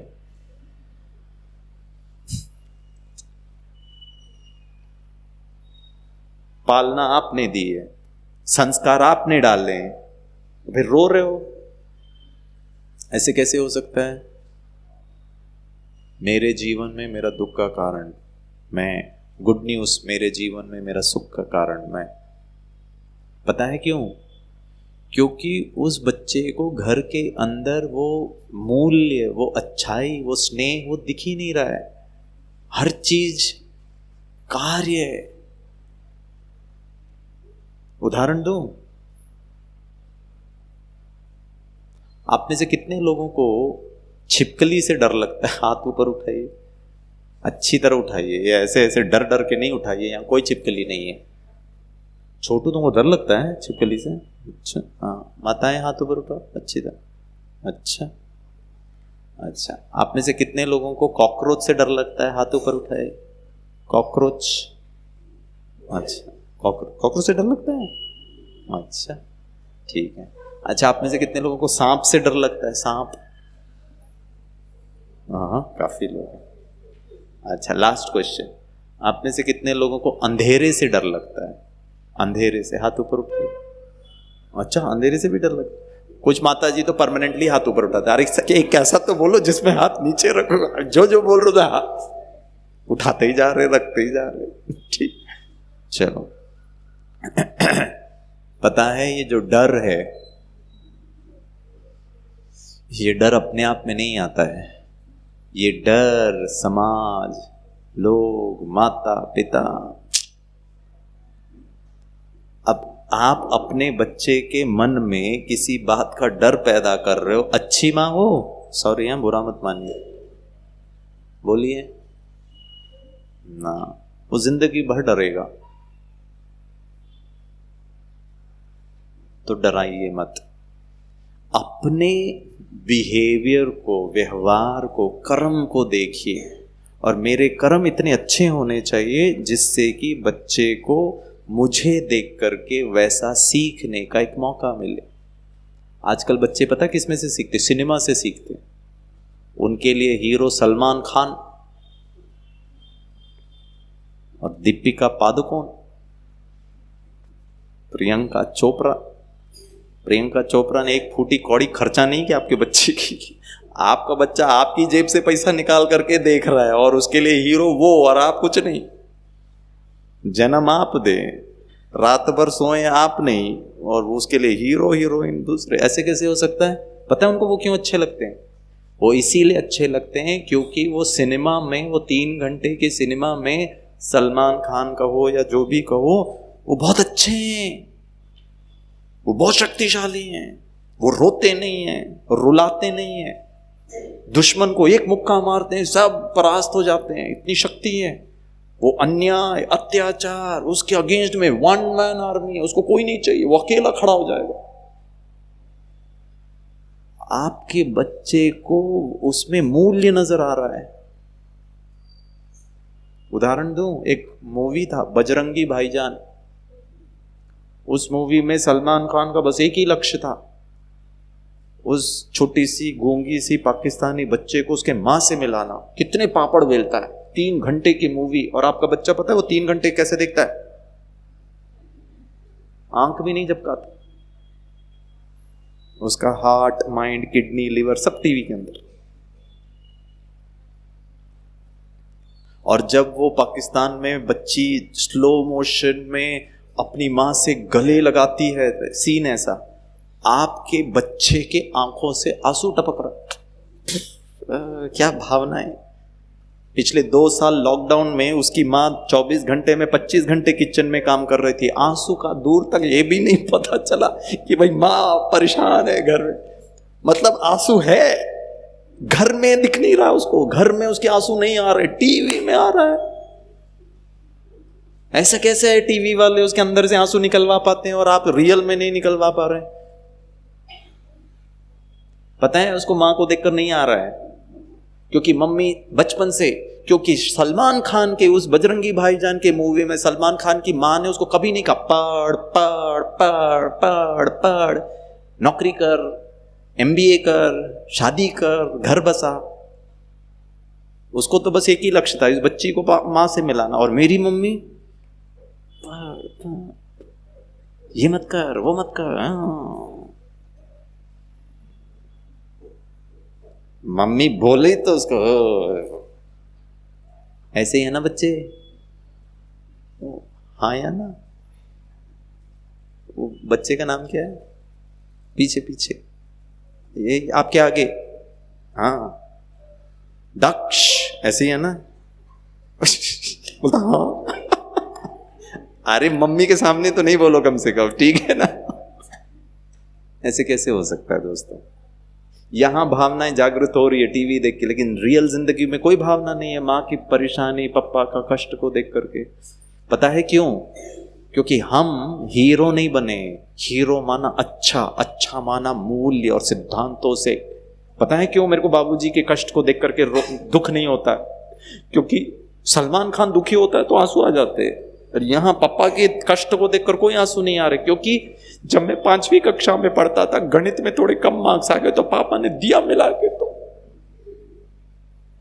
अरे मैं दुखी हूं, मेरे को गणित नहीं समझ में आ रहा, वो टीचर क्या पढ़ा रही कुछ समझ में नहीं आ रहा, मैं ही परेशान हूं। जैसे वो पाकिस्तान वाली बच्ची थी, असहाय थी, कुछ बोल नहीं पाती थी, मैं परेशान दुखी, ऊपर से 2 झापड़ भी खाऊं आपका।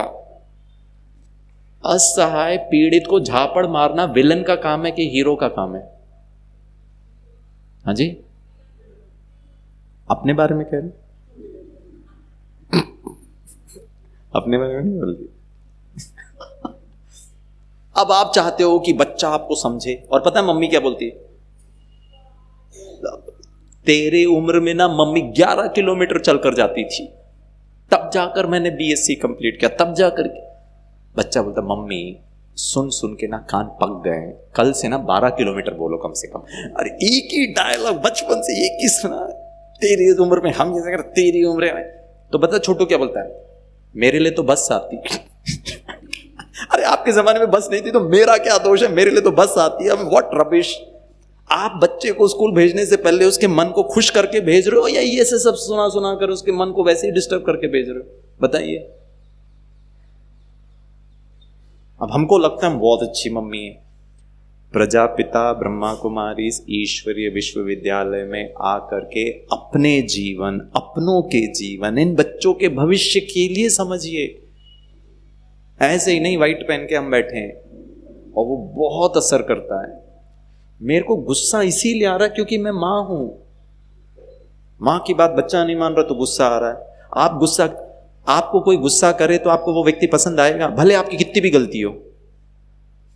आपने गलती की, मान लीजिए जानते हुए अनजाने में गलती की, मैंने आपको खूब सुनाया, आपको अच्छा लगेगा कि बुरा लगेगा? किसी को भी अच्छा नहीं लगता। पता है व्यक्ति क्या बोले, मैंने गलती की लेकिन आपने क्यों इतना गाली दिया मुझे, वो आपको भी दो दोष दे देगा, क्योंकि आप गुस्सा कर रहे हो वो भी आपकी गलती है। चलिए खुशनुमा जीवन बनाएं, बहुत सिंपल है। ठीक है, करें, दोनों हाथ ऐसे करिए। छोटू, हाँ ऐसे करो, ऐसे दोनों हाथ ऐसे करो बच्चे। हाँ, ये ट्विंस हैं क्या? हाँ, हाँ सबने किया, माताओं ने, बहनों ने। हाँ, इसको अपने ओठों के किनारे रखो। वाह क्या लग रहे हैं, ऊपर की ओर थोड़ा धक्का लगाइए। हाँ, ऐसे मुस्कुराइए, दांत दिखने चाहिए। हाँ, ऐसे मुस्कुराते हुए बैठे रहिए और हाथ नीचे करिए। आजू बाजू वाले को देखिए, मुस्कुरा रहे हैं, देखिए देखिए आजू बाजू वाले को। हाँ, और अगर नहीं मुस्कुरा रहे ना तो अपने दोनों हाथ की उंगली ऐसे लगाइए। अब ये हाल हो गया भाई, मुस्कुराने के लिए भी वो ठीक। अच्छा, सब मुस्कुरा रहे ना, एक छोटा सा निवेदन है, बोलूं? मैं तो वैसे आपसे छोटा हूं, आप बहुत उम्र में, ज्ञान में, जीवन में बहुत अनुभवी हो, मैं तो बहुत छोटा हूं। एक छोटा सा निवेदन है, बोलूं? कल शाम के, अभी 7 बजने वाले हैं, कल शाम के 8 बजे तक ऐसे ही रहना, ऐसे करके यहां से जाना। घर जाते साथ देखना बेटा दोनों पांव कुर्सी में बैठ करके कार्टून देख रहा है, उसको जाके कहना बेटा, उसको कहना मुस्कुराते हुए बेटा सुबह से तूने किताब को हाथ नहीं लगाया है, ठीक है, अभी टीवी बंद करके पढ़ ले। जैसे आप मुस्कुरा के कहेंगे ना, आपका बच्चा आपको ऐसे देखेगा, ऊपर से नीचे तक देखेगा, और पता है मन में क्या सोचेगा, मम्मी कोविड तो नहीं हो गया आपको? सिम्टम्स ऐसे, अरे भड़क नहीं रही है, गुस्सा नहीं कर रही है, मुस्कुरा रही है। अच्छा, जब आप उसको मुस्कुरा के कहेंगे, प्यार से कहेंगे बेटा टीवी बंद करके पढ़ ले, तो पढ़ेगा वो? सुनेगा? प्यार से कहेंगे तो हाँ या ना? सुन लेगा। अरे क्या अच्छी माता है, सुन लेगा, प्यार से कहते हैं।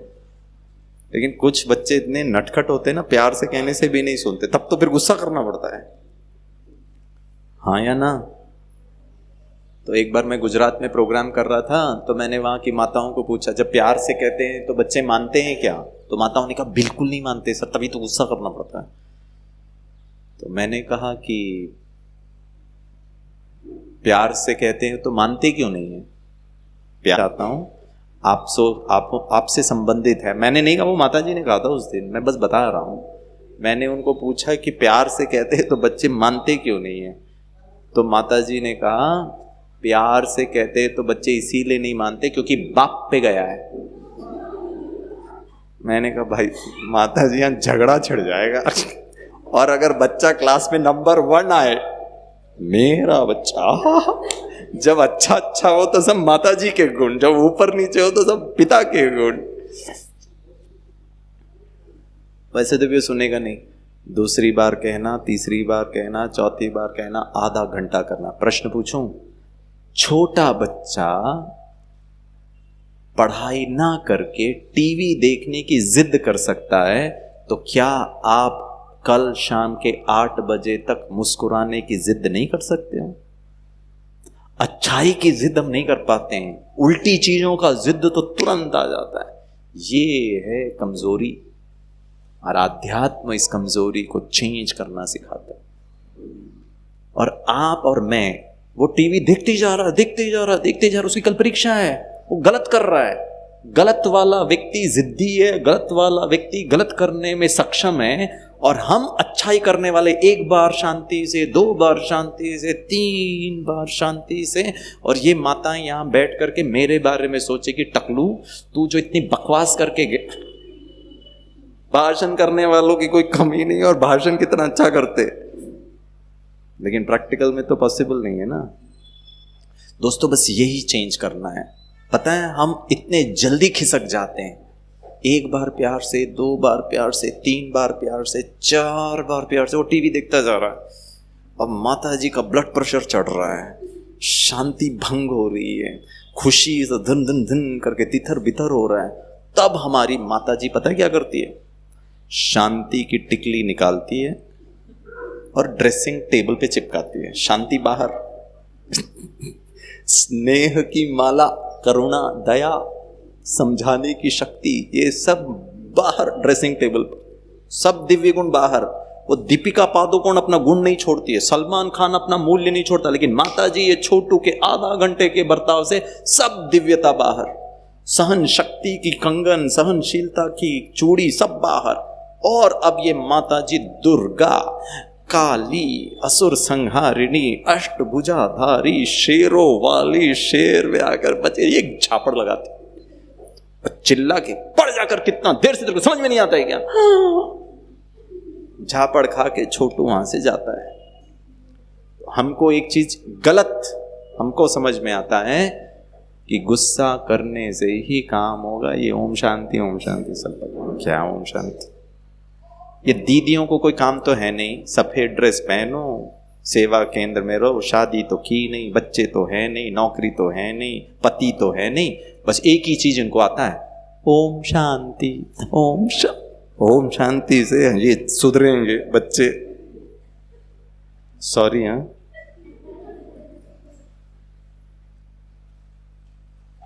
आपको रिजल्ट सुनाऊं? गुस्सा करिए आधा घंटे के बाद, रिजल्ट बताता हूं, बुरा मत मानिएगा। आप यहां फुरसुंगी में जितने डॉक्टर हैं ना, मैं और 1 घंटा यहां इंतजार कर सकता हूं, फिर मुझे मुंबई जाना है। 1 घंटे में आप कोई भी डॉक्टर को मेरे सामने लेकर उनसे पूछिए, गुस्सा आप करिए, cancer, heart attack, blood pressure, जमाने भर की बीमारी होने की संभावना बढ़ जाएगी कि कम हो जाएगी? बच्चे का जीवन बनाने के चक्कर में खुद को कैंसर, और गलती से भगवान ना करे मुझ पिता को, मुझ मां को कैंसर हो जाए, इसका भविष्य अंधेरे में या उज्जवल? क्या कर रहे हैं हम? उदाहरण दो, हिंदू धर्मानुसार, हिंदू धर्म की बात बता रहा हूं, वैसे तो गिरीश भाई के लिए और ब्रह्मा कुमारी के लिए एक ही धर्म है, शांति का धर्म, स्नेह का धर्म, शक्ति का धर्म। हमारा दुश्मन पता है कौन है? मुस्लिम धर्म, ये धर्म, वो धर्म नहीं है। हमारा दुश्मन है गुस्सा, चिंता, भय, अशांति, रोना धोना, इंसल्ट। ये इसको तो निकालिए ना कम से कम। दूसरा कहां दुश्मन हो गया? अपने अंदर रावण बैठा हुआ है और मैं दूसरों को बोल रहा हूं। ठीक है, हिंदू धर्म में 33 करोड़ देवी देवताओं का गायन, ओम श्री गणेशाय नमः से लेकर महादेव तक, इतने सब देवी देवताओं के बारे में अध्ययन करिए। मैं भी मिलके आपके साथ करूंगा, हम सब मिलके अध्ययन करते। गीता, महाभारत, वेद पुराण, शिव पुराण, लिंग पुराण, विष्णु पुराण, ये पुराण, गरुड़ पुराण, सब पढ़ते हैं। रामायण, वाल्मीकि का रामायण, तुलसीदास का रामायण, इधर का रामायण, उधर का रामायण, जितने रामायण है सब पढ़ लेते हैं। ठीक है, प्रश्न पूछता हूं, 33 करोड़ देवी देवताओं में पूरा रामायण, पूरा महाभारत पढ़ ली, पूरा वेद सब पढ़ लीजिए, एक भी देवी देवता की कभी तबीयत खराब हुई ऐसा लिखित नहीं है, वर्णन नहीं है। उदाहरण दूं, पूरा रामायण पढ़ लीजिए, राम को कभी गैस का प्रॉब्लम भी नहीं हुआ दोस्तों, लिखित नहीं है। राम का जन्म ऐसे, ये ऐसे, गुरुकुल ऐसे, सीता का हरण ऐसे, जमाने भर का विवरण है, छोटा छोटा है। भरत राम का मिलाप ही इतना बड़ा चैप्टर है। सरयू नदी के किनारे जब कई माता के आदेश पर वो राम, लक्ष्मण और सीता निकल जाते हैं, भरत चाहता ही नहीं था, वो आकर माफी मांगता है, वापस चलो भैया। राम भरत के वर्णन, उनका संवाद 3-3 दिन तक उसका क्या बोलते पाठ कर सकते हैं, कहीं वर्णन नहीं है। एक भी देवी देवता की कभी तबीयत खराब नहीं हुई। हनुमान को स्लिप डिस्क, लक्ष्मण को -2 का चश्मा, भैया तीर कहां चलाऊं, टारगेट नहीं नजर आ रहा है। सरस्वती को थायराइड, मां दुर्गा को घुटनों का दर्द, अय्यो।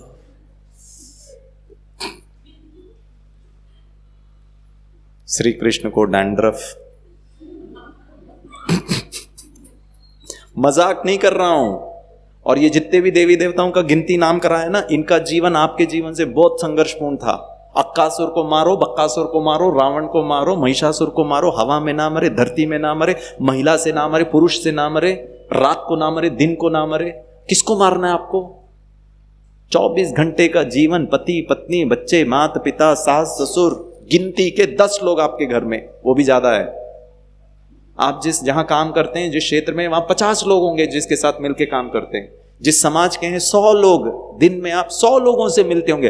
ये 100 लोगों से प्यार से, शांति से, आनंद से, सम्मान पूर्वक जीवन जीने के चक्कर में हमको डायबिटीज, ब्लड प्रेशर, जमाने भर की बीमारी है। यहां पर बताइए किसको मारना है? आप में से किसी का भी जन्म काल कोठरी में हुआ क्या? हाथ ऊपर उठाइए। मैं भाषण करना बंद कर दूंगा, अधिकार नहीं है, झूठ नहीं बोल सकता हूं मैं। श्री कृष्ण का जन्म काल कोठरी में, उसका मामा उसको मारने के लिए तैयार खड़ा। आपको कोई मारने के लिए तैयार था कि आपके जन्म के समय? अरे उल्टा मिठाई लेकर खड़े थे घर वाले।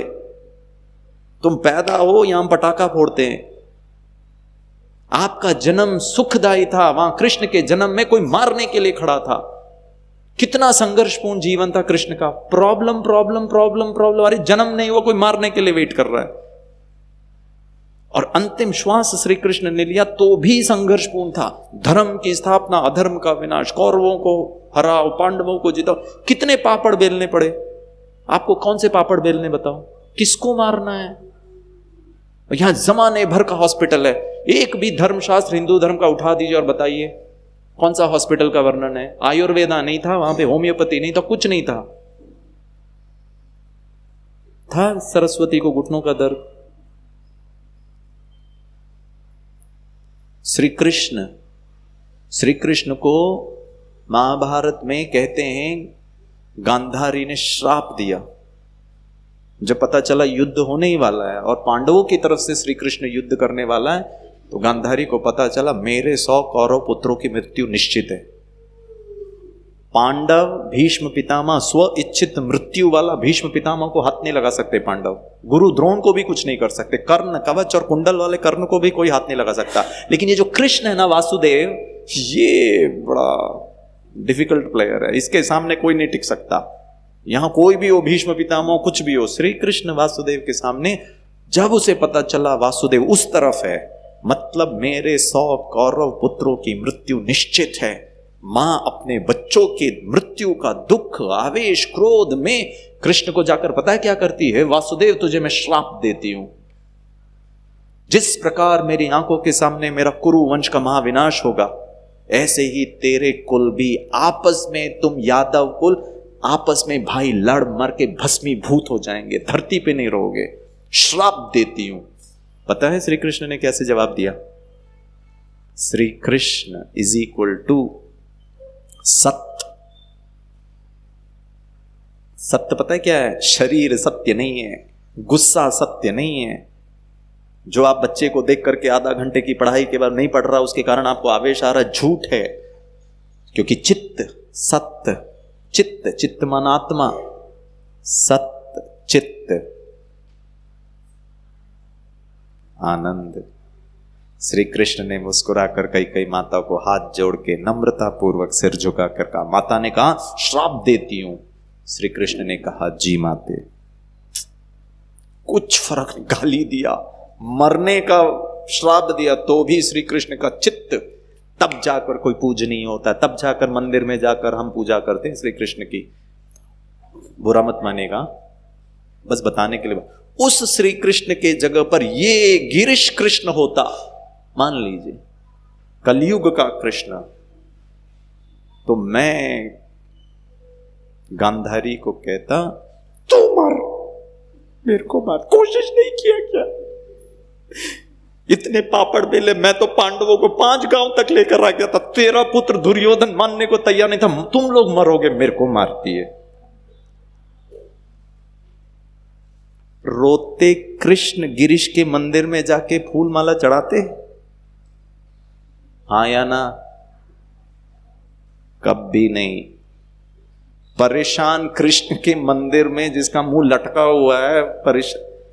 कोई भी देवी देवता का मुंह ऐसा देखा?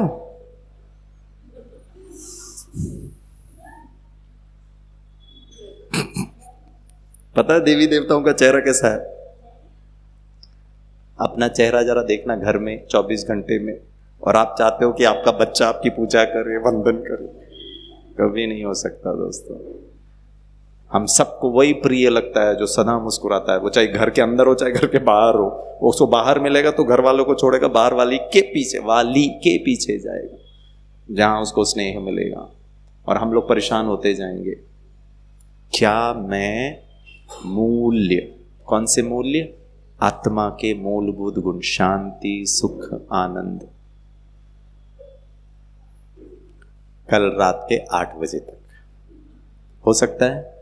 हाथ से नहीं करना, हाथ से ऐसे करोगे तो बच्चा बोलेगा मम्मी क्या क्या सीख कर आती है पता नहीं ये क्या कर रहे, बस खुश रहना, हाथ से नहीं करना।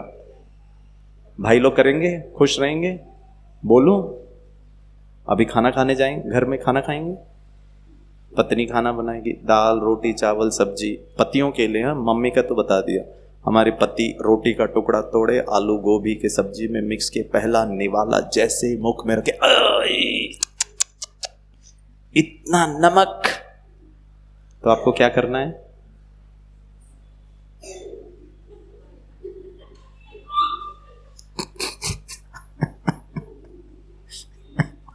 आप ही ने कहा भाई 8 बजे तक उसमें नमक वाली सब्जी आ गया तो अब हम क्या कर सकते? भाई लोग इतने खुश हो रहे थे क्योंकि मैं मम्मी के बारे में कह रहा था, अभी इनके पूरे भारी पड़ रहा है, ठीक है ना। पता आपको क्या करना है? मुस्कुराते हुए पत्नी को बुलाना, सुनती हो जरा इधर आओ। तो वो किचन से बोली क्या लेकर रहा हूं, रोटी चाहिए क्या? कुछ नहीं चाहिए, बस तुम ही अच्छा। बोले सब्जी चाहिए क्या? बिल्कुल भी नहीं चाहिए सब्जी, तो बस तुम ही आ जाओ, ठीक। और जैसे ही वो आपके बाजू में खड़े हो ना, आध्यात्मिक आत्मविश्वास, आत्मसंयम, आत्मनियंत्रण में पत्नी को देखना, मुस्कुराना, आंखों ही आंखों में देख करके। मैं अंग्रेजी में बोल देता हूं, आप मराठी में बोलना, मुझे मराठी नहीं आती।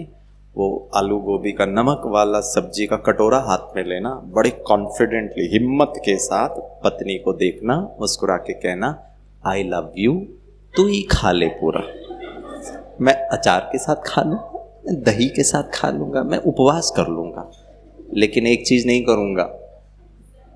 क्या बात है दीदी? गुस्सा नहीं करूंगा। प्रश्न पूछूं दोस्तों, नमक आपको गुस्सा दिला सकता है? क्या औकात है गिरीश तुम्हारी, क्या जीवन पर नियंत्रण? नमक, इंसान भी नहीं, नमक। गांधी जी 241 माइल्स चलकर दांडी यात्रा करके नमक का आंदोलन करके भारत को स्वराज्य, और ये नमक हमारे राज्य को हालत गिंडी कर। कौन सी दुनिया, कौन सा जीवन, कौन सा स्वस्थ और कौन सा खुशनुमा, कौन सी पढ़ाई और कौन सी तरक्की, कौन सा हम इतने महान बन गए इस धरती पे, और हालत देखो। मेरा एक छोटा सा निवेदन है, कल शाम के 8 बजे तक, और जब आप मुस्कुराकर पत्नी को ये कहेंगे ना, कोई बात नहीं तू ही खा ले, मैं अचार के साथ खा लूंगा, आपका छोटू पीछे बैठ के देख रहा है, पप्पा हीरो, इतनी नमक वाली सब्जी खा करके भी मम्मी को रिस्पेक्ट, वाह मुझे पापा जैसा बनना है। और अगर मैंने गुस्सा करके बोला क्या खाना बनाया है, यही बनाती हो क्या हमेशा? थोड़ा टेस्ट देख कर बनाना चाहिए ना, वैसे तुमको पता नहीं कि मेरे को ब्लड प्रेशर है। और हमने गुस्सा किया पत्नी के ऊपर, और मेरा छोटू पीछे बैठकर पता क्या पढ़ रहा है, उसको कल स्कूल में कंपटीशन है भाषण करने की, और विषय है नारी सशक्तिकरण। हो गया नारी सशक्तिकरण, भाषण तो वो अच्छा कर देगा, फर्स्ट प्राइज भी लेकर आ जाएगा, आप भी खुश, आप भी खुश, लेकिन बच्चे के अंदर नारी के प्रति कोई सम्मान नहीं आएगा, क्योंकि उसने देखा है कि पापा गुस्सा करते हैं। वो तो भाषण के लिए, रियल जिंदगी में नारी नंबर 2। क्या सिखाया हमने बच्चे को? बहनों को, माताओं को सम्मान देना। और फिर हम पता क्या कहते हैं, टीवी में उल्टा दिखाते, मीडिया में, इंटरनेट। अरे हम क्या कर रहे हैं? बस लास्ट एक उदाहरण देता हूं। मैं अभी पिथौरागढ़ में, उत्तराखंड में इंडियन आर्मी का प्रोग्राम कर रहा था, कार्यक्रम कर लिया मैंने, ये सब बातें मैंने चर्चा की। एक ऑफिसर मेरे पास आकर मुझसे कहता, गिरीश भाई अब मुझे पता चल रहा है मेरी गलती क्या है। मैंने कहा क्या गलती है? बोला मैं अपने छोटे बच्चे को ना इतना डांटता हूं कि वो अपनी माँ को तुम मराठी में तुम चलता है, हिंदी भाषा में तुम, बड़ों को तुम नहीं बोल सकते, आप बोलना है। और मेरा जो छोटा बच्चा है ना, अपनी माँ को तुम करके बुलाता है। मैंने उसको मारा, उसको डांटा, लेकिन सर वो सुधर ही नहीं रहा। मैं बहुत परेशान था, लेकिन आपका बहुत बहुत धन्यवाद, आज मुझे समझ में आ गया। मैंने कहा क्या समझ में आया? बोला मैं अपने पत्नी को तुम बुलाता हूं। मैंने कहा तो क्या समझा? बोला सर आज से मैं अपनी पत्नी को आप बुलाऊंगा, ऑटोमेटिकली ये छोटू चालू हो जाएगा। जैसा मैं करूंगा मुझे देख। आपको अपने बच्चों के जीवन, जन्म तो दे दिया, जीवन को अगर अच्छा बनाना है, एक छोटा सा निवेदन है।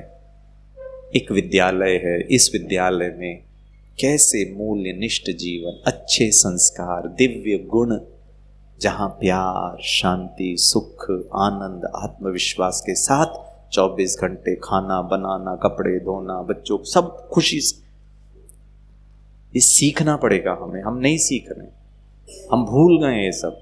थोड़ा भी कुछ ऊपर नीचे होता गुस्सा तुरंत आ जाता है। ये गुस्से को हटा के प्यार से, ठीक है? चलिए एक लास्ट प्रश्न पूछूं? खुशी के लिए जीना चाहिए, पैसों के लिए जीना चाहिए, नाम मान शान के लिए जीना चाहिए? पहले वाले के लिए, जो खुशी के लिए जीना चाहते हैं हाथों पर उठाओ। अच्छा, सब लोग, वेरी गुड। चलो, वैसे तो अभी आज रात को मैं जा रहा हूं, लेकिन जब दूसरी बार आऊंगा तो मैं चाहता हूं मैं आपके घर में आऊं। आ जाऊं? खाना वाना खिलाएंगे? मराठी खाना, वो क्या था, पूरन पोली। मुझे मीठा इतना पसंद नहीं है, बट फिर भी चलेगा। तैयारी करेंगे खाना वाना? ऐसे कर रहे हैं या सचमुच में? कुछ तो बोल रहे हैं। जल्दी खत्म कर, लेट हो रहा है आज। आप लोग बहुत अच्छे हैं भाई बहन, ठीक है? आऊं कि नहीं आऊं? खाना वाना खिलाएंगे? भाई लोग बोल रहे खिलाएंगे। खाना आप बनाते हैं क्या? नहीं गिरीश भाई, आपके कारण हमको भी कुछ अच्छा मिल जाएगा, ठीक है ना? चलो आ जाऊं? तैयारी करनी पड़ेगी आपको, फोन करके आऊंगा। तो अभी यहां से जाते जाते आप दीदी को अपना टेलीफोन नंबर, घर का पता बताना, और मैं जब नेक्स्ट टाइम आऊंगा ना तो फोन करके आऊंगा। आप तैयारी करना। करेंगे? क्या तैयारी करना है वो मैं आपको बता देता हूँ। आप मेरे को देखो अच्छी तरह, मैं खाते पीते घर का नहीं हूँ, ठीक है ना? दुबला पतला हूँ, मुझे खाने पीने का इतना इंटरेस्ट नहीं, फिर भी बता देता हूँ तैयारी क्या करनी है। माताओं को अलग तैयारी करनी है, भाइयों को अलग तैयारी करनी है, ठीक है? करेंगे? जोर से बोलिए। ओके, जब मैं आऊंगा ना फोन करके, आपके पास, आपके घर में जितना भी सोना है, जितना भी हीरा मोती है, कैश है, वो सब निकाल के रखना। भाई लोग, आपके पास जितना भी चेकबुक है ना, सब में दस्तखत करके रखना। जितना भी बैंक का है, जितने भी आपकी प्रॉपर्टी है ना, वो सब का पेपर सब साइन करके रखना। मैं आकर वो सब लेकर जाऊंगा, क्योंकि मैंने आपको पूछा खुशी के लिए जीना चाहिए, पैसों के लिए जीना चाहिए, नाम मान, तो आपने कहा खुशी के लिए आपको पैसे चाहिए ही नहीं, क्या फालतू में आपके घर में, तो वो सब मैं लेकर जाऊंगा और आपको भर भर के खुशियां देकर जाऊंगा। कुछ माताएं बोल रही अच्छा हुआ पहले बता दिया, टेलीफोन नंबर तो दिए ही नहीं, बच गए। और अगर देने के बाद ये बताते थे तो गड़बड़ हो जाता था। चलो एक और बार प्रश्न पूछूं, सोच समझ के जवाब दीजिएगा। पैसे भी तो चाहिए ना, हाँ या ना? सोच समझ के जवाब दीजिए। खुशी के लिए जीना चाहिए, तीनों को भी आप बोल सकते हैं, जरूरी नहीं कोई एक ही। खुशी के लिए जीना चाहिए, पैसों के लिए जीना चाहिए, नाम मान शान के लिए। किसके लिए? अभी भी खुशी के लिए? तब तो आना ही पड़ेगा, ठीक है? चलो अच्छा, ये उत्तर आपका गलत है। अब मैं सही प्रश्न पूछता हूं, ठीक? उत्तर गलत क्यों है पता है? क्योंकि प्रश्न ही गलत था। अब मैं सही प्रश्न पूछता हूं, दो ऑप्शन है, एक सही और एक गलत है, ठीक है? सोच समझ के जवाब दीजिएगा। खुशी के लिए जीना चाहिए या खुशी खुशी से, खुशी खुशी के साथ जीना चाहिए? अच्छा, जो खुशी के लिए जीना चाहते हैं हाथ ऊपर उठाओ।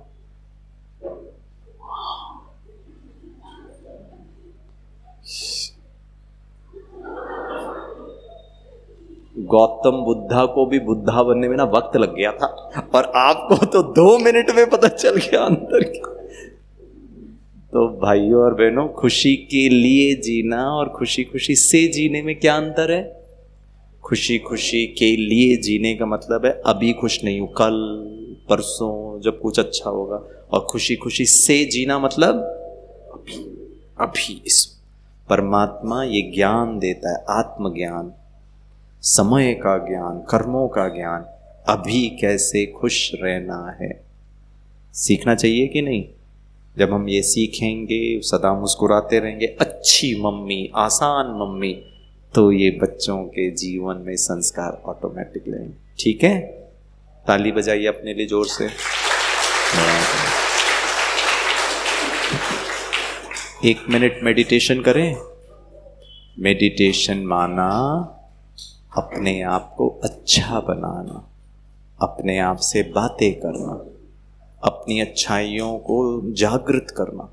जैसा सोचेंगे वैसा बन जाएंगे। और हम अपने बारे में कभी अच्छा नहीं सोचते, अपने बारे में मैक्सिमम टाइम नेगेटिव ही सोच। मैं तो ऐसा हूँ, मैं तो वैसे हूँ, मेरे से तो ये, मेरे को तो गुस्सा आता है, मेरे को तो ये कमी है। और हम चाहते कोई दूसरा हमको प्यार करे, कोई दूसरा हमको सम्मान दे, कोई दूसरा हमको समझे। अब वो समझे नहीं समझे पता नहीं, लेकिन खुद तो खुद को समझा सकते हो, खुद तो प्यार कर सकते हो, खुद तो खुद के साथ मीठी बातें कर सकते हो। किसी का मूड खराब हो जाता है ना, तो आप पता है उसको क्या करते हो? उसका मूड चेंज करने के लिए कुछ अच्छी बातें करते हो। उसके जीवन में कुछ हो गया, बोला अभी छोड़, अभी इसके बारे में बात करते हो, तो उसके मूड को चेंज करते हो। आप उसके चेहरे में खुशियां लेकर आने का प्रयास करते हो। हम किसी का मूड चेंज कर सकते हैं, दूसरे हमारा मूड चेंज कर सकते हैं, लेकिन हम हमारा मूड चेंज नहीं करते। और कोई दुख का कारण तो रोते रहो, रोते रहो, रोते रहो, रोते रहो। खुद का मूड चेंज करते कैसे? खुद के साथ अच्छी बातें करें। करेक्ट करें। चलिए सीधे बैठिए, 1 मिनट मेडिटेशन करेंगे, फिर यहां से छुट्टी। आंखें बंद करके बैठिए, बहुत आराम की स्थिति में बैठे। शरीर भी आराम, मन भी आराम।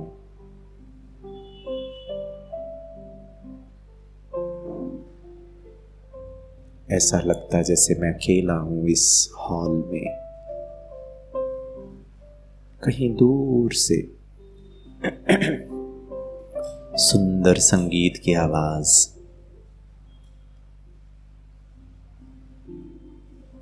सचमुच मेरा मन बहुत शांत। भगवान ने मुझे ऐसा ही बनाया है। और शायद जीवन जीते जीते मैं भूल गया अपने ओरिजिनल स्वभाव को, और ये समझ बैठा कि गुस्सा नेचुरल, दुख होना, रोना, परेशान होना, ये सब स्वाभाविक है। लेकिन आज पता चला मेरे जीवन में सुख या दुख, इसकी संपूर्ण जिम्मेवारी मेरी है। मुझे ये निर्णय करना है कि मुझे कैसे जीना है, परेशान होकर, दुखी होकर, या सुख स्वरूप बनकर शांति से। मैं गुणों से भरपूर हूं, मेरे अंदर अच्छाइयां है, बस उसे याद करके कर्म में आना है। आज से मैं एक अच्छी mummy, beautiful mother, peaceful mother, powerful पापा, रिस्पेक्टफुल डैड, गुणों से संपन्न श्री कृष्ण जैसे हर परिस्थिति में सत्चित्त आनंद, पूजनीय, वंदनीय। मुझे देखकर मेरे बच्चों के अंदर अच्छे संस्कार, अच्छे गुण स्वतः ही आ जाएंगे। इन दोनों को धारण कर मैं सदा खुश रहूंगा, सबको खुशियां बांटूंगा, सबके साथ मुस्कुरा करके जीऊंगा। वाह जिंदगी वाह। अगर सदा खुशी है तो मन तन स्वस्थ रहेगा, बीमारी नहीं होगी। परमात्मा पिता का, ब्रह्मा कुमारी संस्था का, हमारे परिवारजनों का, सबका दिल से बहुत बहुत शुक्रिया। आज इस कार्यक्रम में भाग लेने का भाग्य मिला, अच्छी बातें सीखा हमने, अब बस उसे धारण करना है। इसके लिए ब्रह्मा कुमारी इस विद्यालय में जाकर इन बातों को और अच्छी तरह हम समझेंगे, मेडिटेशन सीखेंगे, ताकि आत्मा में शक्ति आ जाए। हमेशा, सिर्फ कल 8 बजे तक नहीं, सदा के लिए मुस्कुराना, सदा के लिए हिम्मत, सदा के लिए शांति मुझ आत्मा में आ जाए। थैंक यू भगवान, आपका लाख लाख शुक्रिया। धीरे से आंखें खोलें, अपने दोनों हाथ को अच्छी तरह रब करें और पूरे चेहरे में लगाएं।